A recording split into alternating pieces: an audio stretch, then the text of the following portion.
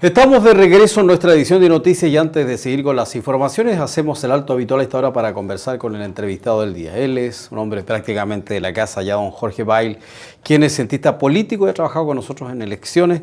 Ya entramos en tierra derecha con el nuevo gobierno de Sebastián Piñera y, por cierto, con sus ministros, sus secretarios, los intendentes, los gobernadores, aunque todavía faltan los seremis y otros cargos públicos. Don Jorge, ¿cómo está? Bienvenido, gracias por estar con nosotros en este año 2018. Muy buenas tardes y muy encantado de conversar de estos temas. Don Jorge, comencemos con los principales desafíos que se ha planteado el nuevo presidente Piñera. Habló de 5 en general, poniendo énfasis en este tema del Sename, el que obviamente le va a cambiar hasta el nombre. Sí, él anunció 5 prioridades, en las cuales está el preocuparse de la infancia, de la protección de la infancia y de los hogares del Sename. En segundo lugar, la seguridad. En tercer lugar, cuestiones que están pendientes como el problema de la Araucanía y temas que han sido muy relevantes en el último periodo. Es decir, un poco el enfoque que adopta el nuevo gobierno es de preocuparse de los sectores que han estado más conflictuados, como las pensiones. Ahora, con el nuevo Parlamento, él no tiene mucho que ganar, más que perder, parece.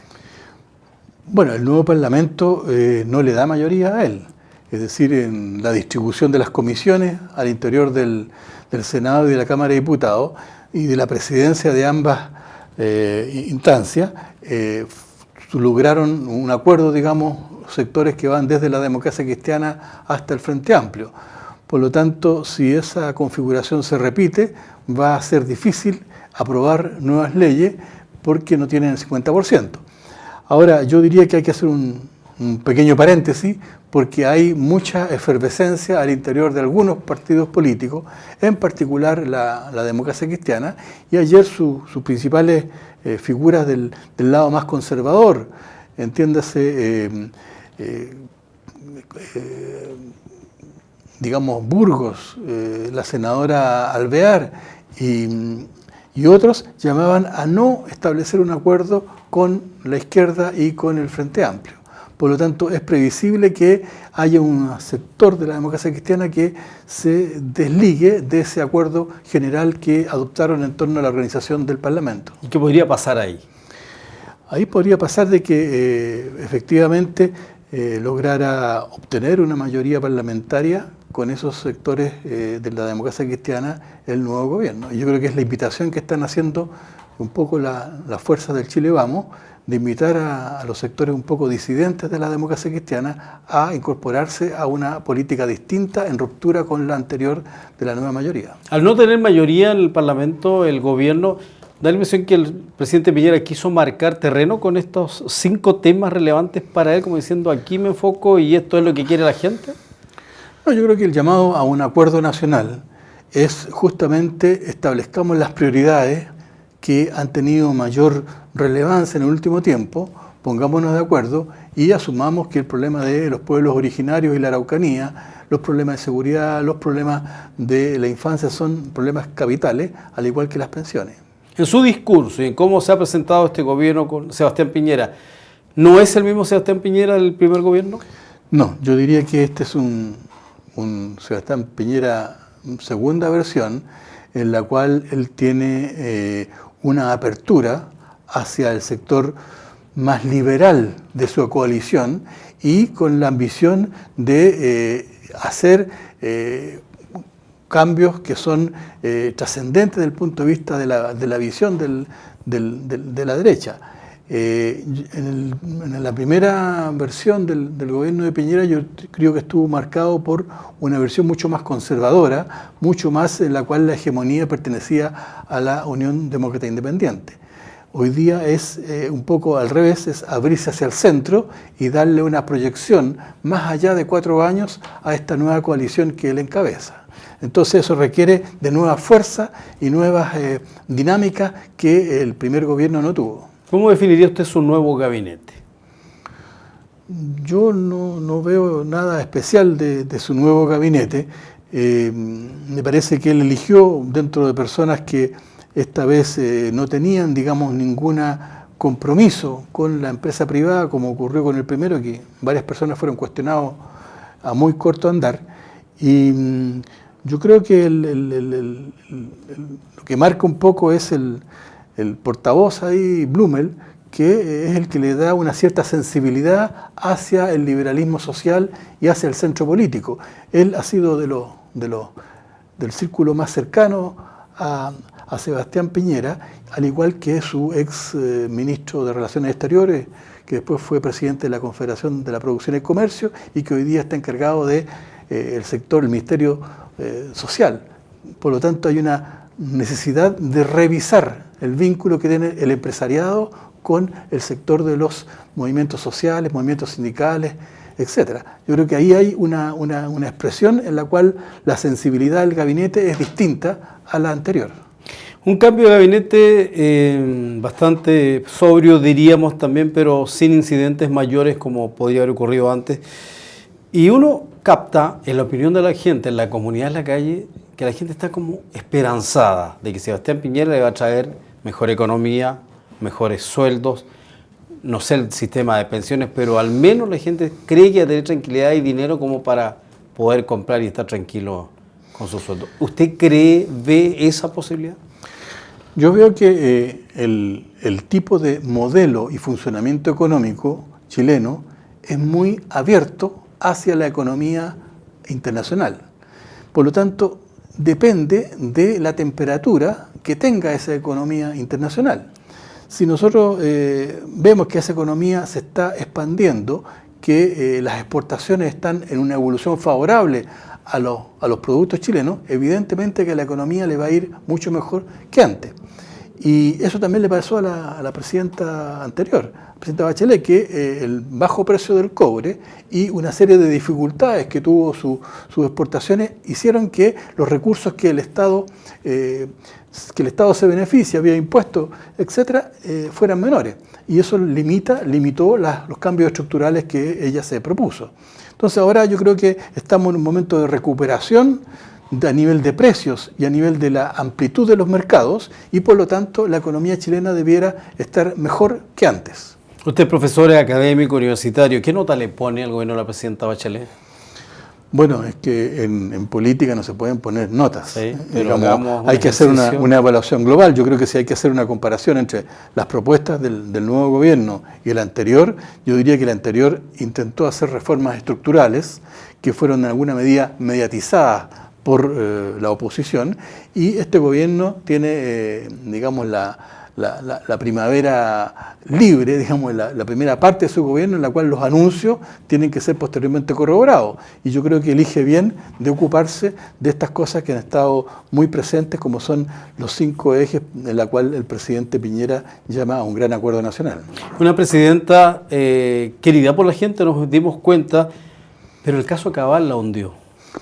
Yo creo que ella tuvo el gran problema de su hijo. Ella hizo una mala elección para seleccionarlo a cargo de los asuntos sociales. Si su familia hubiera seguido por el camino privado, independientemente del camino político de ella, el curso habría sido distinto. Yo creo que eso la limitó y la desprestigió lo suficiente fue error de ella, ¿no? Para quitarle, un error de ella, un error no forzado. Ella hizo la elección y por lo tanto estuvo limitada en su legitimidad para impulsar las reformas que ella se había propuesto. Las instituciones, Carabineros, por ejemplo. Bueno, yo creo que hoy día la solicitud de renuncia tanto del director general como de su jefe de inteligencia han golpeado fuertemente la opinión pública y en las opiniones que se recogen hoy día es que ello debería ocurrido antes. Es decir, un fraude de 27.500 millones de pesos, como el que durante 10 años se realizó al interior de Carabineros, nos hace preguntarnos hoy día que esa autonomía y ese secreto del cual disfrutan las estructuras, las organizaciones armadas, ya no puede seguir siguiendo. Aquí hubo un Milico Gate, un Paco Gate, hubo problemas con las fragatas, hubo problemas con los aviones, es decir, aquí hay recursos reservados y actividades de la seguridad del Estado que no pueden seguir estando simplemente con esa libertad para ser usado en cosas personales. Aquí el Estado asigna recursos para la defensa nacional, no para que se enriquezcan, digamos, los altos generales de las distintas ramas de las Fuerzas Armadas. Lo grave es que aquí seguimos descubriendo más cosas que no se sabían. Sí, yo creo que la renuncia del director general de Carabineros debería venir acompañado de una reforma del cuerpo militar, del cuerpo, digamos, de Carabineros y de las otras ramas. ¿Cree que Sebastián Piñera lo va a hacer? Yo no estoy seguro de que lo pueda hacer. Él ha hablado solamente de una modernización de las Fuerzas Armadas, pero yo creo que hay que resituar a la policía para que cumpla su función. Hay que resituar la manera como se le asignan los recursos y cómo son utilizados y cómo se le dan cuenta. Hay que permitir que de alguna manera la Contraloría pueda hacer una fiscalización de cómo los gastos del Estado fueron ejecutados, y eso implica condiciones mayores, digamos, condiciones, digamos, en las cuales la voluntad política pesa mucho. Yo no sé cuán decidido estará a meterle mano a las distintas ramas de las Fuerzas Armadas en las reformas que ellas mismas necesitan. Algunos piensan que Carabineros debería dedicarse al tema operativo en las calles y la PDI a investigar policialmente. Eso es bien difícil hacer una división tan clara, porque el que llega en primero al lugar del suceso es el que reúne las pruebas. Y después, digamos, esas pruebas, si no son bien informadas y bien catastradas, se pierden en el tránsito a otra institución. Yo creo que hay que establecer una división en la cual los delitos de cierta magnitud debieran estar en investigaciones, pero otros delitos mayores debieran tener los recursos y las posibilidades, el cuerpo de Carabineros, de actuar rápidamente para poder detener a los infractores de ley, que siempre están muy cerca de donde ocurrió el hecho, digamos, si no pueden simplemente informar para que otra institución se encargue. Ahí esa división es un poco artificial. Hay una complementariedad de Carabineros con el Servicio de Investigaciones que es absolutamente necesario revisar y recoordinar y reestructurar. ¿Punta Peuco? Bueno, Punta Peuco es una deuda pendiente de la presidenta. ¿Debió haberse cerrado eso? Yo creo que, digamos, en el concepto fundamental de las personas que violan los derechos humanos y que cometen crímenes de lesa humanidad, ellos deberían estar en las mismas condiciones en lugares de cumplimiento de sus penas de un reo común. Yo no veo por qué un malandrín que se roba una gallina y que le condenan a 5 años tenga que tener peores condiciones que alguien que ordenó detener, torturó, hizo desaparecer los cadáveres para no encontrar evidencia, ha cumplido penas ha cumplido con infracciones de lesa humanidad, y que hoy día tenga que tener condiciones muy cómodas como las que... No se va a cerrar, sin embargo, da la impresión. El gobierno anunció que no la iba a cerrar, me parece muy difícil por la proximidad ideológica del pasado, de que pueda ir a modificar las condiciones de detención de aquellos que están en Punta Peuco, que son cerca de un centenar. Tema que defendió José Antonio Kast con mucha fuerza y que fue parte del apoyo para que el presidente Piñera ganara esta elección. Bueno, pero yo creo que la política de Estado y del ejercicio del gobierno va más allá de una u otra petición que un diputado o que un senador hayan hecho en un momento determinado. Eso lo va a decidir el gobierno de Sebastián Piñera con sus ministros, con su círculo de fierro político, su circuito más cercano, y va a preocuparse del interés general de la administración del Estado, de Chile Vamos y todas las fuerzas que lo componen, más que acordarse de promesas del pasado, porque también en periodos anteriores hubo promesas que no se cumplieron. En la Araucanía, por ejemplo, ¿usted ve cambios, ve situaciones en el manejo de este conflicto? Yo creo que la Araucanía tiene una gran deuda y que requiere de un acuerdo nacional fundamental. Es decir, aquí había pueblos originarios que estaban antes de que llegaran los españoles, antes que llegaran la colonización alemana, antes que llegaran todo, y a ellos el ejército de Chile les quitó las tierras militarmente. La pacificación de la Araucanía, que se llama, con el general Cornelio Saavedra, durante mucho tiempo militarmente el Estado los despojó de lo que eran propiedades que el Imperio Español había reconocido anteriormente. Por lo tanto, aquí se requiere de un acuerdo fundamental, porque si no este problema va a estar resurgiendo a cada momento bajo otra forma. es difícil, digamos, ver que sin un acuerdo nacional de todos los participantes haya una pacificación de la Araucanía y vayan a bajar las banderas a aquellos pueblos que fueron despojados por la fuerza de su tierra y de su manera de vivir, de su civilización, de su cosmovisión. Don Jorge, finalmente, brevemente con los temas locales y regionales. El nuevo intendente Harry Jürgensen asume compromiso muy importante en el gobierno regional. ¿Cómo lo ve trabajando? Bueno, yo creo que él es un buen intendente, tiene buenas condiciones en la medida que él es una persona que viene de la agricultura. Exacto. Conoce, digamos, los problemas que tiene hoy día la agricultura, debiera ser un aporte, digamos, para mejorar esa situación que ha traído en el último tiempo un deterioro del sector lácteo, de las distintas culturas agrícolas. Y también yo creo que participó en la Comisión Asesora Presidencial por la Descentralización y la Regionalización, por lo tanto él debería ser una persona que conoce bien cuáles son las nuevas atribuciones y los recursos que van a necesitar las regiones para autogestionarse. En la víspera, en la preparación de las nuevas elecciones del gobernador regional en 3 años más. En esa medida me parece que una persona que reúne el perfil de conocer la región, en segundo lugar de conocer el medio agrícola y en tercer lugar, digamos, de las medidas necesarias para el ejercicio de un gobierno regional con mayor autonomía y descentralizado, como es lo que está prometido en la nueva ley que se aprobó hace unos meses atrás. El gobernador de Osorno, el doctor Daniel Ilayú. Bueno, las personas, los gobernadores, tienen bastante menos poder que los intendentes y que los alcaldes, son como correas transmisoras intermedias en las cuales gozan de pocos recursos. Yo creo que la provincia es un nivel de la división administrativa y política que está hoy día cuestionada. Es decir, los gobernadores no cumplen prácticamente ningún rol especial, están un poco horquillados entre los recursos que vienen por la vía de la intendencia y la autonomía que tienen las distintas comunas con los alcaldes y los consejos municipales.